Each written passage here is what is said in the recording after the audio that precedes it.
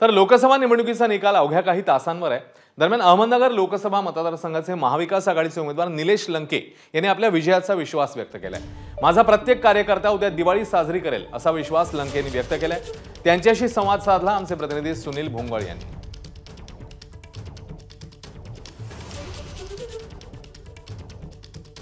आपल्यासोबत महाविकास आघाडीचे उमेदवार निलेश लंके आहेत। आपण जर बघितलं तिथं कार्यकर्त्यांची मोठी गर्दी झालेली आहे। अशीच गर्दी जर आपण बघितली तर अगदी मतदान झाल्यानंतर देखील दररोज त्यांच्या कार्यालयामध्ये अशा पद्धतीची कार्यकर्त्यांची गर्दी हे पाहायला मिळत होती। उद्या निकाल लागतो आहे, कसा उत्साह आहे आपल्याला? 13 तारखेला मतदान प्रक्रिया संपल्यानंतरच आमच्या बऱ्याच कार्यकर्त्यांनी गावागावात फटाकडे वाजवले, गावागावात गुलाल टाकला आणि पहिला उमेदवार असा असू शकतो की प्रत्येक बऱ्याच गावांनी तर बॅनर सुद्धा लागले, त्यामुळे आमचा विजय निश्चित आहे।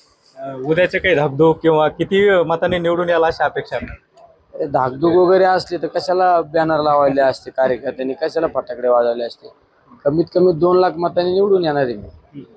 कार्यकर्त्यांमध्ये कसं उत्साह पाहायला मिळतो? कारण रोजच आपण कार्यकर्त्यांना सगळ्यांना एकदम आत्मविश्वास आहे 100%। माझ्या पार शेवटच्या थरातला कार्यकर्ता असो किंवा माझ्या बरोबर फिरणारा कार्यकर्ता असो किंवा आमच्या पक्षाचे नेते मंडळी असो, तर सगळ्यांना आपल्या विजयाबद्दल 100% खात्री।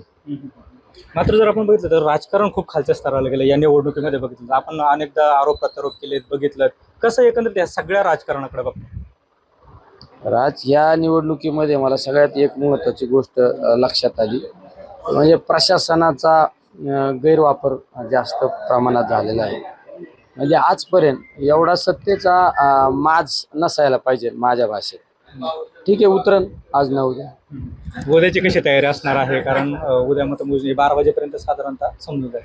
तयारी काय नाही, आमच्या प्रत्येक कार्यकर्ता ही दिवाळीपेक्षा चांगली दिवाळी साजरी करणार। एकंदरीत जर बघितलं तर आमदार निलेश लंके यांनी आपल्या विजयाचा विश्वास जो आहे तो व्यक्त केलेला आहे। प्रत्येक कार्यकर्ता हा दिवाळी साजरी करेल असा विश्वास देखील त्यांनी व्यक्त केला आहे। कॅमेरा पर्सन प्रसाद सह सुनील भोंगळ, एबीपी माझा, पारनेर, अहमदनगर। एबीपी माझा, उघडा डोळे बघा नीट।